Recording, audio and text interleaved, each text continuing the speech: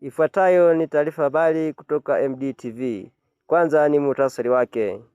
Wakristo waendelea na mfungo wao, hali kadhalika Waislamu. Hii ina maana kwamba mtaani huko ni amani na utulivu.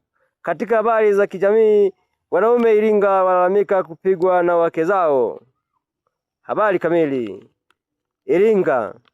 Baada ya kilele cha sikukuu ya wanawake duniani, mkoa wa Iringa wataja kuwa na idadi kubwa ya wanaume wanaopigwa na wake zao. Mwanaripoti wetu Nesto anaripoti. Nipo katika kitongoji cha Mlimba, wilaya ya Mufindi. Nataka niwatafute wananchi wa kitongoji hichi niwaulize kuhusu hili, nijue pana ukweli wowote. Habari za sasa hivi? Salama. Habari ya kwako? Ni salama.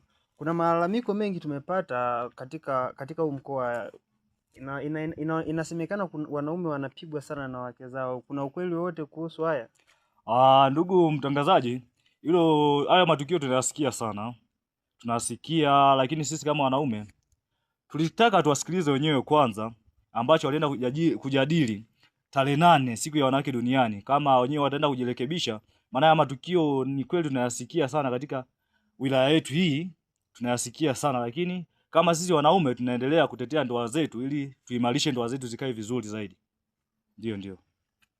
Na kingine, mmejaribu kutoa taarifa kokote kwenye viongozi wenu wa mitaa na ya kijiji, na wanasemaje kuhusu haya? Kiukweli hizo taarifa zinatolewa sana kwa hawa maofisa ambao wapo katika wanazunguka sisi wananchi.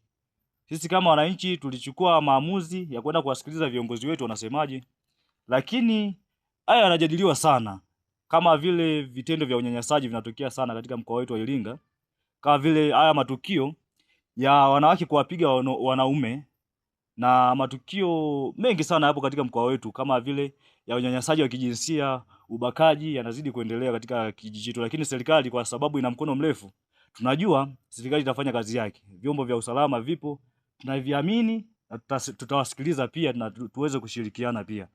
Wanaume kweli mnapata nguvu ya kuripoti au mnaona aibu kuripoti kwa mmepigwa na wake zenu? Hapana, hiyo hapo inabidi yana sisi hapa, labda sijajua wanaume wengine, ila kwangu mimi najua kabisa kwenye matukio kama haya inabidi tusiwafiche, maana wanawake wengi sana hivi vitendo wanavifanya, na wanaume wanakuwa wazito sana kusema hadharani mbele za watu, maana wanajua wanaogopa sana kudhalilika, kwa hiyo wanakuwa na wasiwasi sana. Lakini cha kuwashauri, inabidi wawe serious, wasiogope kutoa taarifa, maana wanawake sasa hivi wamekuwa wana vitu sana vya kuwauzi wanaume, vitu vingi sana. Ndio. Asante. Nikutakie kazi njema. Nawe pia mtangazaji. Asante sana. Haya, asante. Kama tulivyowasikia mmoja wa wanakijiji katika kijiji hichi, na hayo ndio yanayotokea. Nikiripoti kutoka katika kijiji cha Sawala, ni mimi mtangazaji wako Tadei Joseph Sanga. Asante. Naomba nirudishe matangazo yangu studio. Unapoyaona matukio kama haya mtaani kwako, chukua hatua, usikae kimya. Asante, na huu ndio mwisho wa taarifa yetu. Tukutane muda mwingine.